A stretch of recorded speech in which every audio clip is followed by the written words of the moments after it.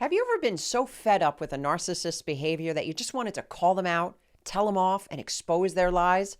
Well, hold on. Before you take that leap, you need to know something crucial. What if I told you that calling out a narcissist will backfire in ways you've never imagined? And that's why in this episode, we are diving deep into why confronting them is not likely to turn out the way you hoped, and what you can expect in response, and the surprising alternative that God has for you. Stay tuned. You don't want to miss this. First, I need to tell you about Brenda. Brenda came to me years ago overwhelmed by the realization that not only had her mother been manipulative her entire life, but now her 32-year-old daughter also exhibited severe narcissistic traits. And for years, Brenda believed her mother's lies, thinking that she was damaged and disrespectful, and she took on the responsibility of trying to make her daughter more respectful and appreciative, never realizing the true nature of both of their behaviors. And when Brenda finally understood what was really happening, she was ready to confront them both. Now, with her daughter, she wanted to share what she had learned about narcissism, hoping to open her eyes and stop the abuse and jumpstart a new relationship. But she chose to start with her mother. You see, Brenda was fed up. She was tired of the lies and the blame that she had endured her entire life. She saw through her mother's manipulative gaslighting tactics and was determined to let her know she was on to her. And Brenda shouted with a confidence that I'd never seen before, "She'll have no other choice but to stop. Once she knows, I'm on to her." And I said, "Brenda, are you sure about that?" "Yes, why wouldn't I be?" she said. "Now I know, and she needs to know that I know." And despite my advice to proceed cautiously, Brenda confronted both her mother and her daughter in the same day. But the unexpected happened. Both discussions spiraled into a toxic quagmire, leaving Brenda feeling more drained, confused, and out of control than she was before. And she asked me, what went wrong? I was loving with my daughter and firm with my mother. I even rehearsed what I was going to say. What happened? It's like it all backfired on me. Now, I kept my mouth shut, but I got to admit the thought of, "I tried to warn you," was kind of lingering in my mind. Brenda's situation is, unfortunately, all too common. And whether your narcissist is a conniving coworker, a manipulative mother, an entitled child, or a childish spouse, you've likely reached a point where you finally have a name to what you've been experiencing. You finally understand that their behavior is just as destructive as you sensed it was. And you're done beating yourself up, and you are ready to call this out. Call out the lies, call out the inconsistencies, the exaggerations, the gaslighting, the half-truths, and the manipulations. You are done holding it in. And you think to yourself, if there's any hope for them to change, if there's any hope to keep my sanity, I gotta say something. And maybe you simply just want to point out the contradictions in their stories so that you can both finally get on the same page. Maybe they consistently say one thing one day, but the complete opposite the next day. Maybe your husband blames you because he has to work so hard to support you. And despite how many times you've begged him to retire, he won't because he loves what he does. So you ask, which is it? Do you love what you do, or are you doing this because I'm making you? The truth is, the answer is, whatever suits the moment. Whatever answer makes them look like the hero and the victim. Neither are true, and both are true. But since they can't take responsibility for themselves and they feel like better victims, they will default to blaming you when they feel out of control and taking credit when things are going well. My friend, you're never going to win that challenge. Why? Because you are trying to have a healthy relationship with an unhealthy person. You keep beating yourself up for not being able to say it better when the truth is, life with a narcissist is like building a house on shifting sand. So how do you stop feeling like you're on a rickety rowboat that could tip over at any moment? First, you need to remember that narcissists don't see their problems, but they will see you as a problem if you try to point it out. Secondly, most healthy people want their distorted thinking challenged, not the narcissist. They are not a healthy person, and there's nothing that you're going to do to make them healthy. In fact, the more you try, the more they become ingrained in their delusion. They have to hold on to their distorted truth to feel good about themselves. So you challenging them only backs them into a corner, because you can clearly see that everything that they're saying is a line of baloney, but keep backing them into a corner and you won't get met with a meek puppy who sees the error of his ways. You're going to get met with a rabid dog that turns and attacks you. Their defenses will turn into a full-blown attack, not only blaming you for the original situation, but now adding additional charges. Now you're blamed for stressing them out, for ruining the weekend, for being a control freak, for being a nitpicker who just can't let things go. And they lash back with comments like, "You see, I'm stressed out and you just keep badgering me." My friend, there are times when we do need to back off. We need to have better discernment with our timing. But when you're in a relationship with a narcissist, you better be prepared to always have to back off to keep the peace. And no, it's not the kind of peace that the Bible talks about, because no matter what you say, no matter what you do, it will always be your fault. And look, I get it. That is a tough pill to swallow, especially if you're a good person who's trying to do right by this relationship. Especially if you are a problem solver who can see the problem that needs fixing. And maybe you've given them 10, 20, 30 years of marriage, raised their children, helped support their business, created a lifestyle so they could thrive. And now your eyes are open.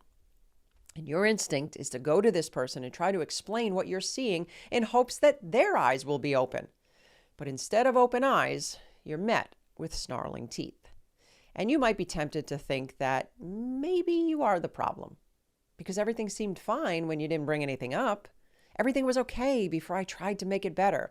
It wasn't okay, and you know it. That vicious, rabid dog was lying dormant all this time. And it's not your fault that he or she is attacking. It is not your responsibility to keep this ferocious animal from attacking you. And it is certainly not your fault when they do. I was once in a relationship with a guy who presented as so calm and laid back and fun-loving, but when someone ticked him off, he went nuts. He would say, "Oh, I'm a super nice guy, but when someone makes me mad, that's it, all bets are off." And he actually thought that this was something to brag about, because in essence, he was saying, "I'm a really nice guy, and you're the one making me into a monster." No, my friend, the monster was always there, and you just didn't know how to control it. And don't even think about going back to them after an interaction when your feelings have been hurt. They're not the type to lovingly hold your emotions and work through them, and they're certainly not going to apologize and recognize where they've gone wrong, even if it was unintentional. Instead, you're going to be blamed for not being able to let things go, for rehashing the past, even if the past was just yesterday, and always looking to hurt them. Or maybe they kind of do apologize for something, but because you need resolve, you start digging deeper. You start asking more questions. Well, my friend, watch how quickly that apology goes right out the window. The "I'm sorry" that you were met with 10 minutes ago rages right back to their arrogant, victim-like defensiveness, which I'm hoping by this point you're realizing that it proves that that apology meant nothing. Call them out and watch out. And if there is any area that they have worked at improving on, beware. There is only one thing worse than a narcissist, and that's a self-improving narcissist. Because they honestly believe that what you and I would consider a minor change, they truly believe is a life transformation for all to admire and model. Narcissists are self-focused, deluded, grandiose victims. That's the narrative they carry through life. To let go of that narrative means that they will have to assume responsibility for their actions and right their wrongs. They can't and they won't do that. So when you step in thinking that you are going to enlighten them and have this healthy dialogue because your eyes have been opened and the two of you will now heal and grow together, oh, my friend, I'm hoping that you can see that that thinking is diluted and that hope is displaced. And if that's not bad enough, here's the worst part of all. This is a train wreck that you will never see coming. Narcissists can get under your skin and into your head and burrow themselves like a parasite, and they don't even realize it. No, this doesn't take the responsibility off them, but I want you to track with me for just a moment on how your fight starts off relationally and ends spiritually. You see, Satan is going to slither his way in when you least expect it during these difficult relationships. He is the ultimate parasite that wants to hide beneath the surface. So even after you've cut contact or sought help and set boundaries, he still has inside access to wreak havoc in your life. So what is this surprising trap? It's when your focus is all about them. Getting them to see what they've done wrong, caring what they think, being blown away by another one of their selfish actions, needing to speak your mind because they just have to know. My friend, this is a trap for you. Give in to that mindset and you've just taken demonic bait. And these demons will keep you trapped in your mind, trapped in your emotions, because it's all you can think about, setting the record straight, defending your good name, putting them in their place. But what slips right through your fingers is the glorious, victorious life that God planned for you. So how do you avoid this demonic death grip? Well, the good news is there are better biblical options than calling them out. And no, it doesn't involve stuffing your feelings. And here's a few that God wants you to take so that you can emerge from the years of demonic narcissistic distortion. Number one, break the bond. Codependency can be a glue that ties you to the narcissist even long after they're gone. It is crucial to break the patterns of mood monitoring, eggshell walking, and basing your value and worth on their opinion of you. God made you a unique creation. So I want to encourage you to take the steps to stop people-pleasing and start God-pleasing. In fact, I have a course called Conquering Codependency Biblically that can help get you on the path to freedom. I'll go ahead and include a link in the description section below. Step number 2, resist the urge. As much as you want to just tell this person off and make them see that everything they say and think about you is wrong, fight it. As we talked about before, you will not yield good fruit sharing your heart and frustrations with a narcissist. They simply don't care, no matter how much they pretend. And I remind myself of Luke 23:8. And here's what it says. When Herod saw Jesus, he was greatly pleased because for a long time he had been wanting to see him. From what he had heard about him, he hoped to see him perform a sign of some sort. He plied him with many questions, but Jesus gave him no answer. My friend, he gave him no answer. When someone shows you that they don't value what you have to say, stop talking.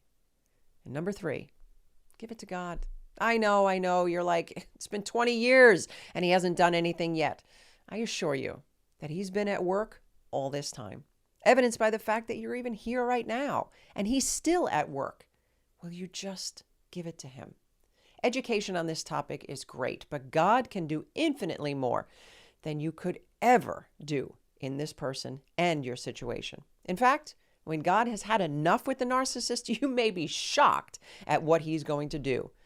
And to stop stressing out and find out, go ahead and check out this episode right here. And be sure to grab a copy of our free Toxic People Survival Guide. This is my free gift to you to help you identify and deal with all the difficult people in your life. I'll go ahead and include a link in the description section below.